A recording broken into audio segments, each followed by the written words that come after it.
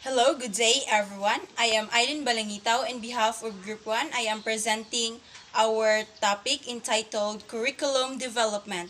But before that, I would like first to introduce my co-members. First, Abordo Catherine Abranica Restituto, Acosta Christine Jane, Alicabo Judy Ann, Amador Christine Joy, Apostol Lovely, Arcayan Kayla, Archaga Grace, Bahan Darwin, yours truly, Eileen Balangitaw, and Bariti Faith Christian.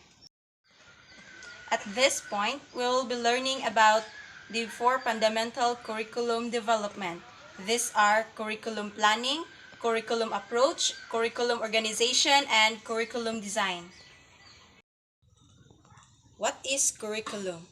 Curriculum is a structured set of learning outcomes or tasks that educators usually call goals and objectives. It is the what of teaching, and it is the listing of subjects to be taught in school.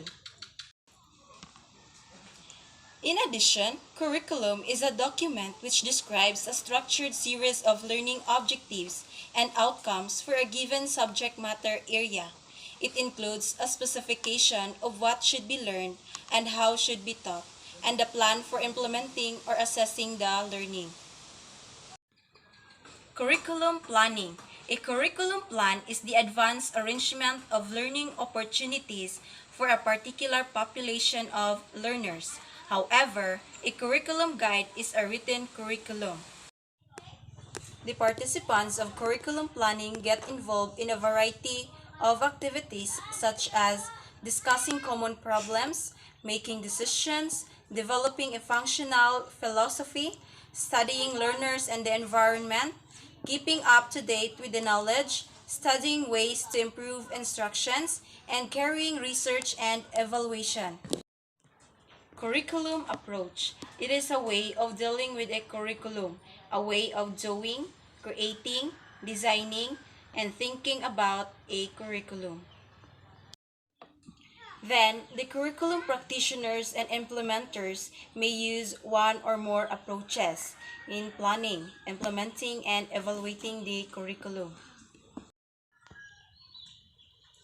In addition, textbook writers or instructional material producers also have different circular approaches. We have four curriculum approaches. First, behavioral approach. Second, managerial approach. Third, systems approach. And fourth, humanistic approach. Teachers as curriculum developers and implementers. A teacher is a curriculum maker. He or she writes a curriculum daily through a lesson plan, a unit plan, or a yearly plan. The teacher addresses the goals, needs, and interests of the learners by creating experiences from where the students can learn. The teacher designs, enriches, and modifies the curriculum to suit the learner's characteristics. As a curriculum developer, teachers are part of textbook committees, faculty selection boards, school evaluation committee, or textbook writers themselves. Diagnosis of needs in curriculum development. The first important step in determining what the curriculum should be for a given population is to diagnose its needs. It should be a continuous part of ongoing curriculum and teaching. Types of diagnosis of needs in curriculum development. First, diagnosis of learners. The curriculum should be developed to enhance the desirable uniqueness of individuals. Second, diagnosis of social needs. The content of the curriculum should deal with the nature, background, and needs of the society. Third, diagnosis of achievements is determining how well the students have achieved important educational objectives. Fourth, diagnosis of values must select the subject matter most valuable for the particular learners they are considering. Fifth, diagnosis of school, facilities, and resources of community. Materials and equipment greatly facilitate learning and are very valuable aid in attaining the related activities. Resources of the community should be utilized to enrich and vitalize the program of the school and its curriculum and to give reality and concreteness of learning. Last, diagnosis of curriculum problems. Curriculum developers must also find out the causes of achievement, the difficulties encountered in teaching, or the evident failure of the curriculum to reach a considerable portion of the learner. Aim of development plan. It is basically a policy document. It provides the basis for a program to accomplish certain aims and objectives and to satisfy the aspiration of the community. The plan should aim, first, to create an environment which is functional, efficient, healthy, and aesthetically satisfying for human activities. Second, to promote the larger interest of the community as a whole. Third, to serve as a policy framework to fulfill the needs and aspirations of the community. Third, to coordinate the physical, economical, social, and political forces that govern the structure of the community and the technical means to regulate it. Fourth, to regulate long-term and short-term action programs with the view of injecting long-term considerations into short-term actions. Selection of learning experience. These are the criteria for the selection of learning experiences. Learning experience selected should be consistent with the educational philosophy. Learning experience should be varied and flexible, provide sufficient opportunity to practice or self-activity. It should provide opportunity for the development of independent thinking and study, decision-making, good judgment, intellectual resourcefulness, self-discipline, and etc.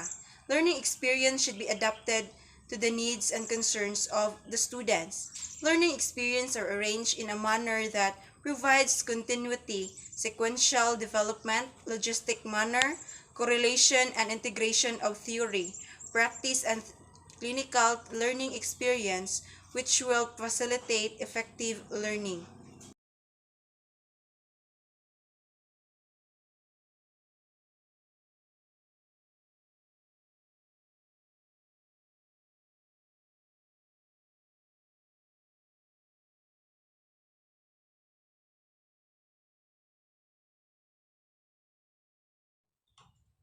Curriculum organization involves first, scope and sequences in curriculum organization, second, guidelines in curriculum organization, and the third, steps in curriculum organization. Curriculum design refers to the structure or the arrangement of the components or elements of a curriculum.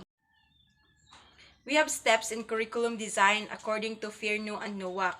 First, identification of the problem. Second, diagnosis of the problem. Third, search for alternative solutions. Fourth, selection for the best solutions. Fifth, ratification for the solution of the organization. Sixth, authorization of the solution. Seventh, preparation for the adopting of the solution.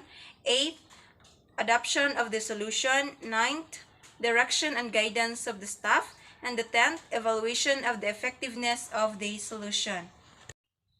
Types of curriculum design. First, traditional or subject-centered design. These are the subject-centered. The emphasis is on making the learners absorb as much knowledge as possible concerning a particular course or broad field. It is easy to develop and to implement because highly structured. Second, learner-centered design may be based on anticipated needs and interests of the learners, usually built upon normal activities children engage. Example, playing, storytelling, and drawing. Content is not organized into subjects like math, science, and etc., but into courseworks like playing or storytelling. Third, society-centered design. Heavily loaded on societal concerns, problems, and issues. may be aimed at making the school, the teachers, and the students agents of social change. Approaches to curriculum design. Child or learner-centered approach.